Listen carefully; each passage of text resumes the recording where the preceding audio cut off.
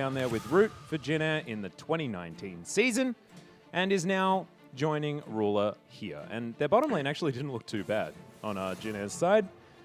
It was everywhere else that was on fire. That was actually the one glimmer of hope on Gen.G Green Wings. But interestingly enough, we're actually just jumping immediately into game number 2. Pick ban here. And we're going to have to see if any deviation is going to occur in terms of how GCA is going to try to attempt to draft a team, as well as what is Gen.G going to do now. Well, Gen.G have decided that they're not going to change anything. They're just going to ban Aurelion Sol and Lucian and move on from there. But GCA, their adaptation, beautiful. Senna, got a quadra kill towards the end of that game. Ban her away. Rascal, pretty good at Akali, as is B2D. Just spoiler alert. So we're going to ban her away as well. And so Gen.G are going to have to choose some different champions to run over the top of GCA with. This is looking like a misfortune first pick, but Shark has not been playing any of her on the account that I inspected. Son of a...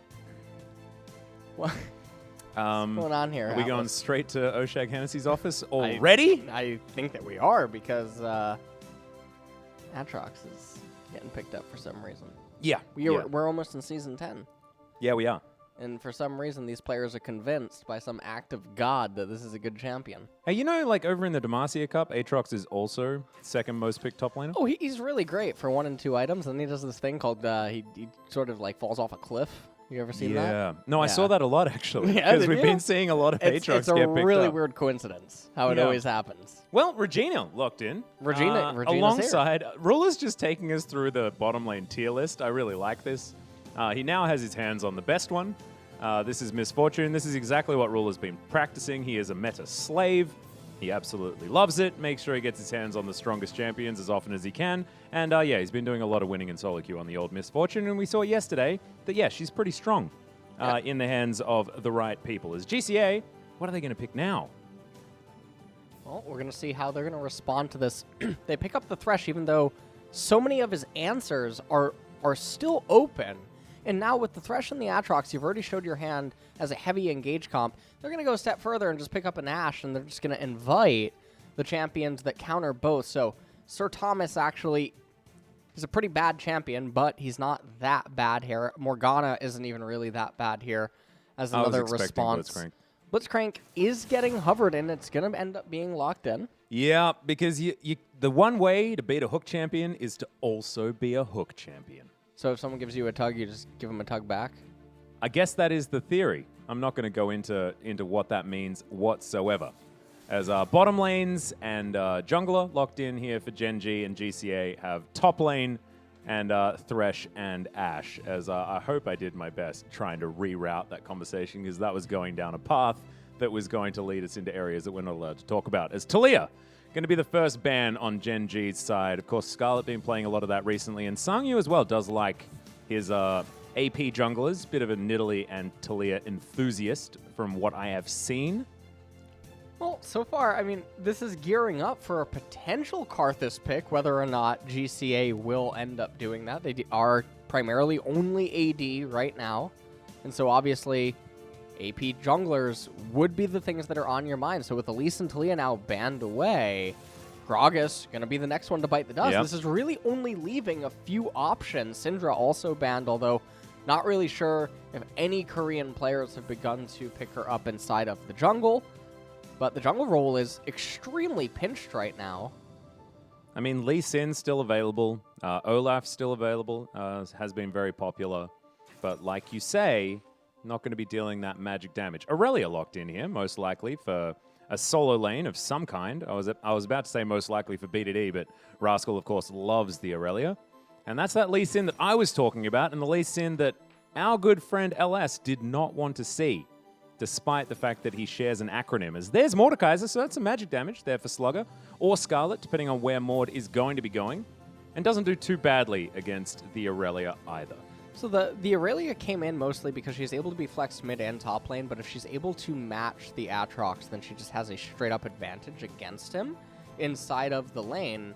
And now, with the Mordekaiser being locked in last, there's a lot of long range that can be offered from the Blitzcrank and the Misfortune that gives them different gears. So the Mord does strike me as a little bit bizarre, but we're probably just going to have the Mordekaiser trying to find the Aurelia, but then the Rise comes in, and now all of the short range on GCA is just inferior to the brawling ability of Gen.G. Yeah. And so they find themselves in a really awkward spot where this time around they're actually losing lanes to Gen.G, and they're simultaneously getting outscaled. So unless Mordekaiser pops off super, super hard and becomes a menace, and even that, he's not really going to be able to stifle the mid-game of Gen.G all that much.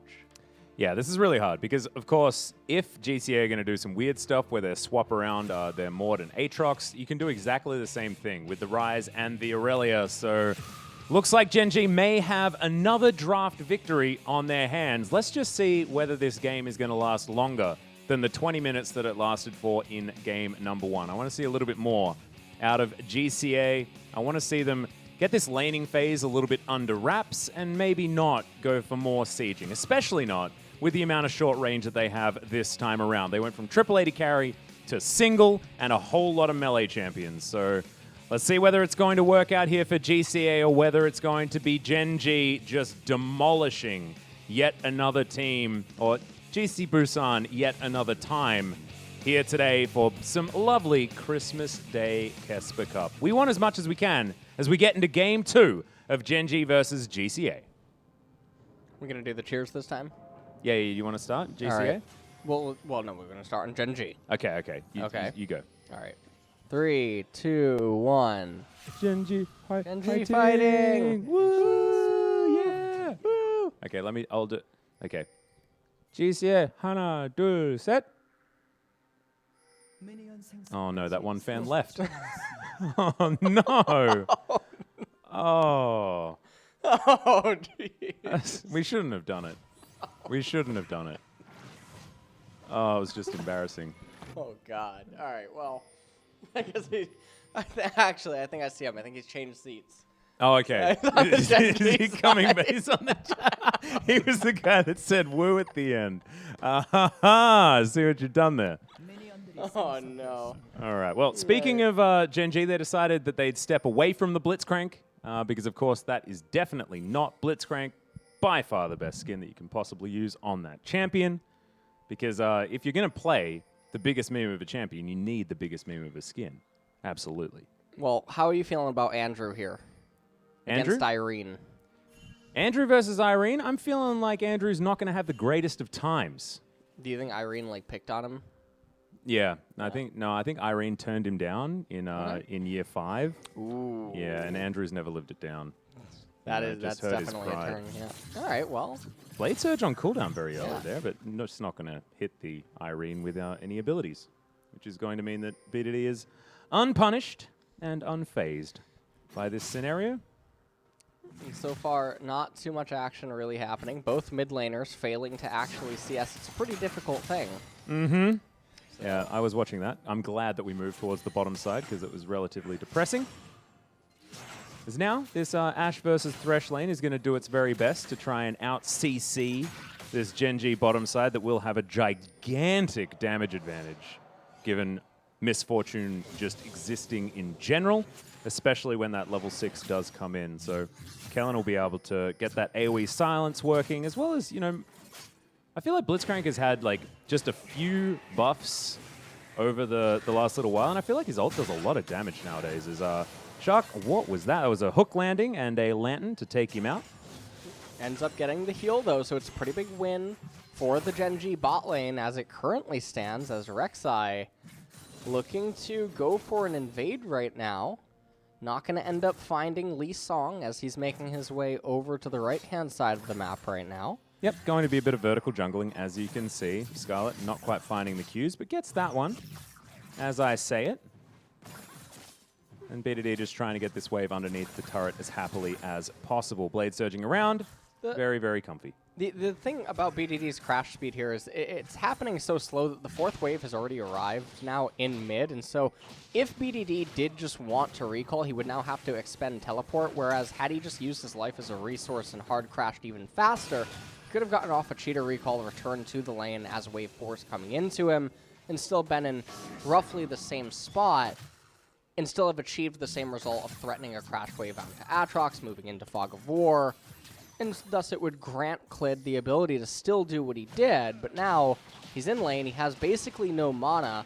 Clid's about to get into a skirmish here with Lee Sin. Yep, gets that knock up. It's not Hail of Blades, but it's still a lot of damage. There goes the Conqueror, as Sangyu used the smite on the Rift Scuttler just to get some health back, and therefore will lose it. So wasting a little bit of time, but isn't going to lose his life, and so far no one actually falling. Those Infernal Chains will be broken, but it's a 400 gold lead just from better laning here on Gen.G's side.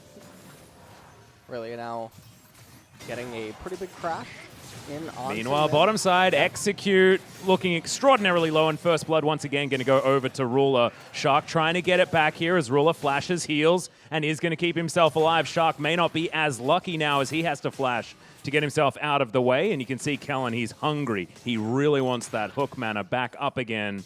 He could flash to the side, try and grab it. That is a very dead Ashe if he lands the ability, but Sangyu is now here. Try and help this one out. Ruler is going to get the crash on this wave, and Gen.G will just back away of the bottom side. Shark will be able to pick up that CS by himself.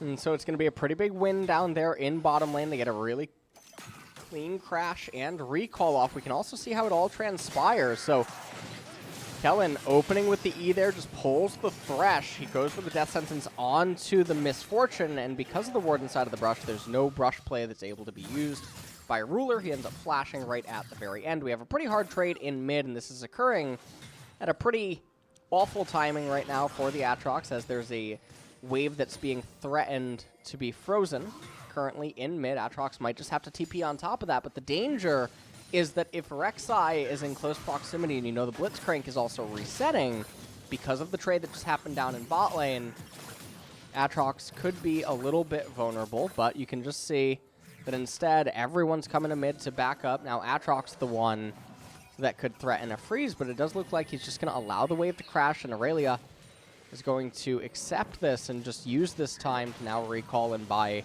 more items for herself. She's going Tiamat first item. Doesn't quite have it yet.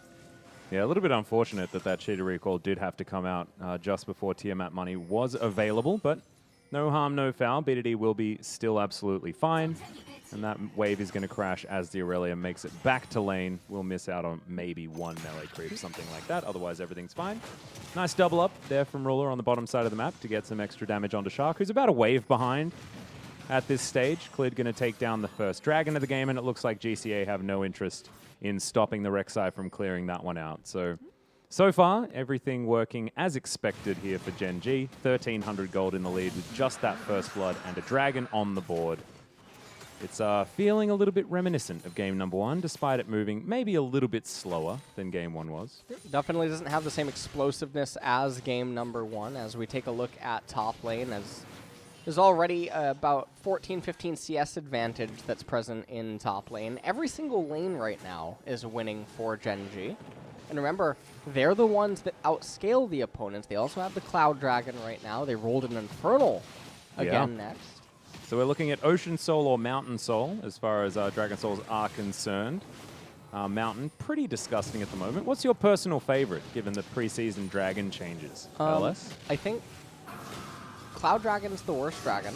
And then after that, I actually think it's Mountain, unless the enemy team composition is a lot of squishies or like assassins that have to dive in and burst you immediately. And then after that, it becomes a toss-up on Infernal and Ocean, depending on team comp. Okay. Yeah. So we're praying for an Ocean. Is that what we're saying? Yeah. We're as far hoping as for an the Ocean best one? dragon.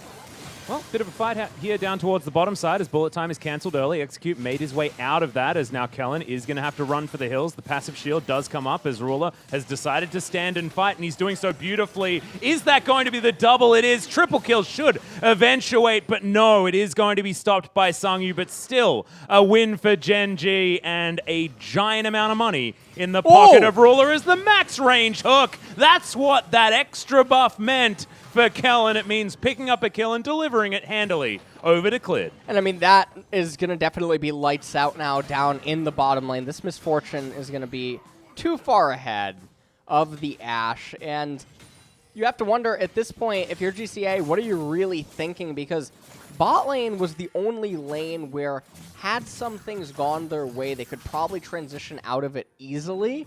And with the Mordekaiser just falling so far behind with the Dragons going Gen.G's way, you have to feel quite terrible right now in this current game state. As we take another look at the replay, Hook comes out, chained into the E.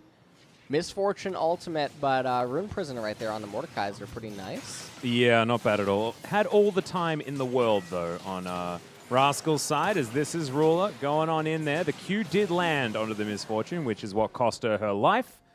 But still, Kellen follows it up. Look at the hook range. Oh, baby. That's the buffs that you want. Ignore that Prey Seeker. That was unnecessary. Clid just gets a very comfortable knock-up.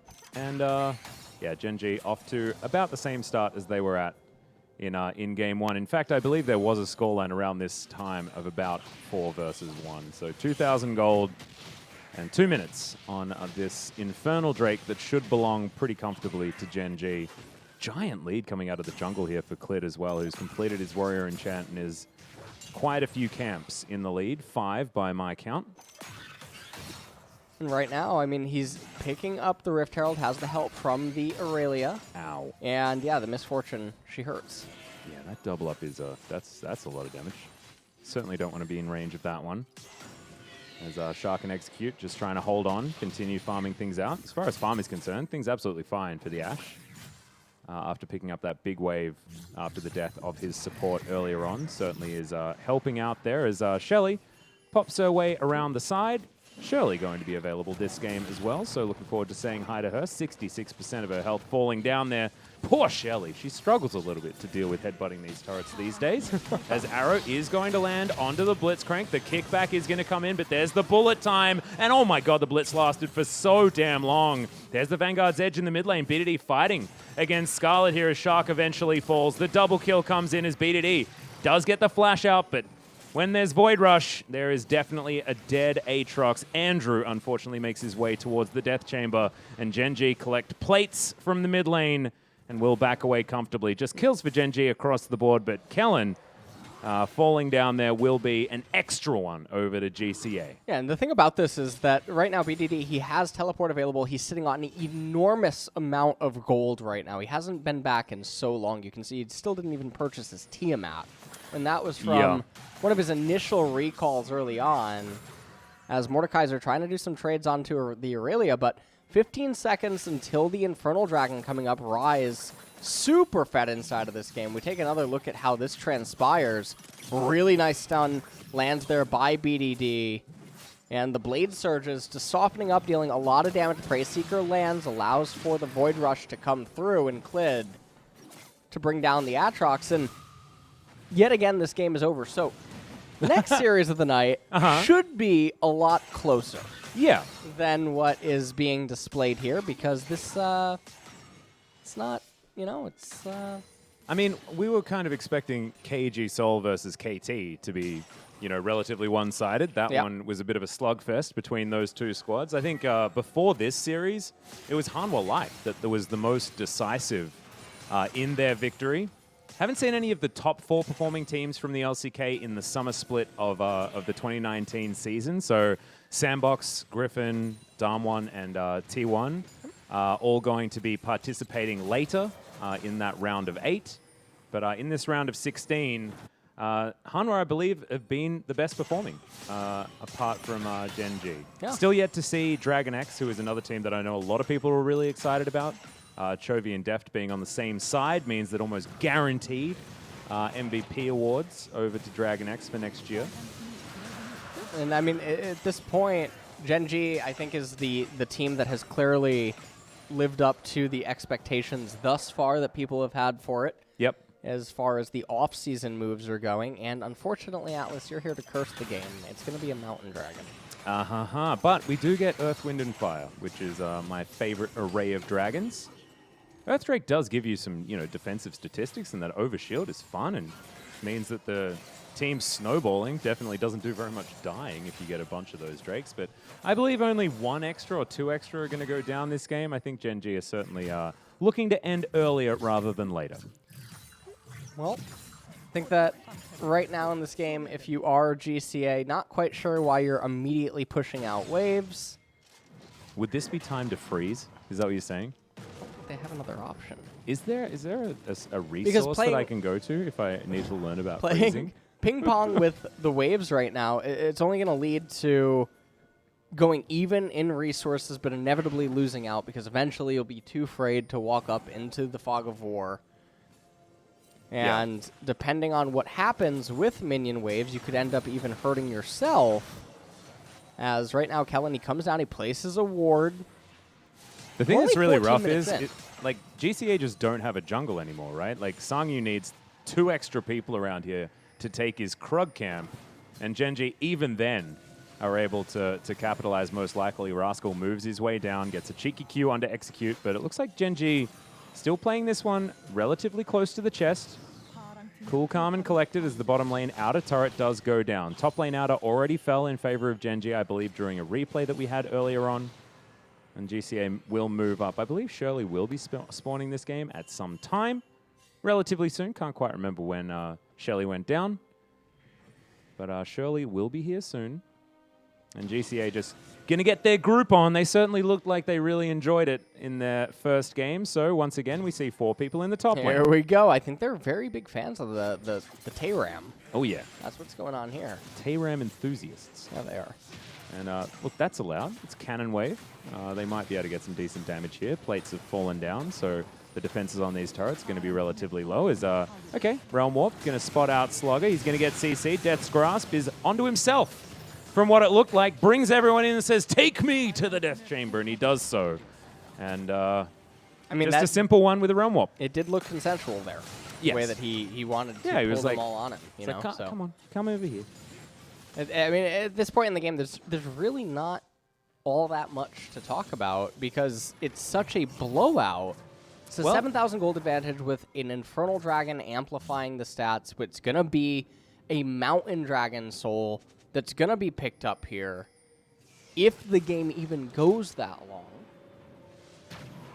So, and do you know, I want to talk about sort of how this tournament is going to progress after this as well, because Gen.G will be facing the winner of our next match in their qualifying round. If Gen.G, of course, do come out the victors of this particular game, they're going to be up against either Team Dynamics or ASURA.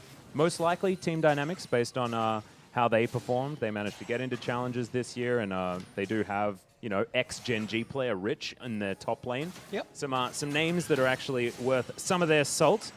But if they advance to round 2, they're going to be straight up against T1 in their first round of 8 match. So that is going to be very exciting to see if we do end up getting a Gen.G victory over Team Dynamics. Yeah, that'll definitely be one of the highlights of the KeSPA Cup to round out this, to round out the end of the year. Yeah. As it's going to give us a sneak preview, obviously, of what could maybe be to come in LCK 2020. Yep, it's going to be Sandbox versus Griffin as well in that round of 8. That's already been drawn. And Damwon Gaming are waiting for either Dragon X, KG Gangnam, Jin Air Green Wings, or Spear Gaming. So likely a Dragon X versus Damwon Gaming Group D round of 8 match as well. So certainly some fun ones rearing their heads.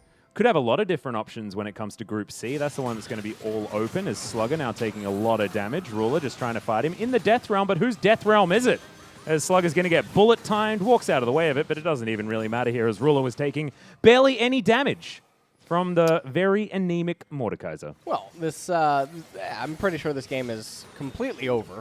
Yeah, I mean, that flash over the arrow was beautiful there by Kellen. Box goes up, though. Execute going to survive for the moment, but BDD dives in from the side. Oh, no! That was not the lantern you wanted to take, as the Blitzcrank rocket grab just shoots Execute, and he dies. Named incorrectly, I think, or at least slightly unfortunately, as Shirley comes down, and she's going to ram her skull into this inner turret. And Gen.G are going to follow her. She's going to get 2 doses of turret this time around.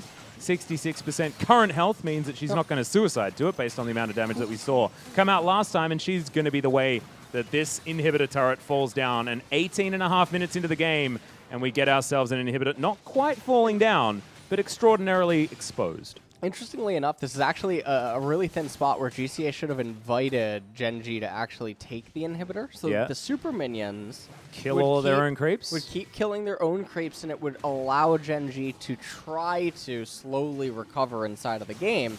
And interestingly enough, if Gen.G is leveling GCA, they would acknowledge that and back off immediately after getting the inhibitor turret, because it's way too early in the game to utilize a middle inhibitor. It's not going to change any of the results of the team fights or what could maybe be gained off of a team fight, because as long as they have a cannon minion, it's going to achieve the same thing most likely. So taking a look at this replay, you can see what Thresh had in mind, just wasn't able to execute upon it that cleanly, and Ashe was basically dead to rights there. So now Gen.G, they've picked up the Mountain Dragon, and obviously we do know that the Mountain Soul is going to be the one that's spawning, so 4.5 minutes on that, 30 seconds on Baron. And there's really not much that GCA can do. They're down just under 10,000 gold, but when you factor in the Infernal Dragon and how much amplification it's giving to Gen.G, they're much further ahead than just 10,000 gold. The resistances that are also being granted. Why does Ryze have a Morellonomicon? Why not? Just build a book. Yeah, he's quit. He's done. Arrow's going to pierce the heavens, and now Slugger finds himself in amongst a very angry Gen.G. Clid already taking down the jungler as into the backline goes BDD, and he's just destroying these members. Slugger is in there, did manage to take down Ruler at least, but he does go down for the triple kill on BDD's side. This could be another quadra for a Gen.G player, but the flash out from Scarlet should mean that it is denied. And now, Gen.G just move over to the Baron. They should be able to take that one for free if they would so desire it. And a 10,000 gold lead has now become a thing. Yeah, and I mean, at this point, they're going to end up getting the Baron, and then after that, they'll probably just end up resetting, and then that should just be the Doom push. I don't even think they need to play side lanes. I think they're so far ahead in the nature of their team composition with the Blitzcrank. So long as they escort the minion wave correctly, they can definitely just end with a straight-up midline push. Yep. Just wandered up the mid lane as we're going to check out this replay once again. Kellen didn't actually spot anyone out there as the Death's Grasp did pull him back, but the kick was pretty unfortunate, to be honest, on Sangyu's side. Ruler into the Death Realm, got flashed on by a Mordekaiser, but look at BDD in the backline. Just nothing that GCA could do. And even though Mordekaiser are able to pick up the kill there onto Ruler, it just really doesn't matter. Fnatic brush immediately. Clid is going to press his stopwatch button, and the rocket grab is going to come down. Goodbye, Scarlet. That's going to be that first kill. A double kill. The bullet time is certainly there for Ruler. Grabs himself a cheeky triple kill, and Gen.G clean up. That's going to be the ace, and that will be the game. Very close to the same timing of game one, but man, this was a swift series. Can you call it a series? I don't really think I can call it a charity. I mean, it's certainly a shellacking. Yeah, it definitely is. I don't think this is what they intended to do on Christmas, by the way. This isn't really... No. You know? No, I don't think, I don't think even Gen.G are happy about doing this right now. I'd feel a little bit uncomfortable. I'd feel very happy. Well, yeah, you'd like winning. He likes a lot of winning. But this is not a lot of competition right now. That was a cute little kickback. Trying to land that one onto Rascal was the arrow, but it just does not work. And look at how far behind they are. This is the slogging them with your wallets scenario. Half the health bar of this Nexus. The flash from Ruler just for the fun of it. Just to get down to brass tacks. He wants this one over.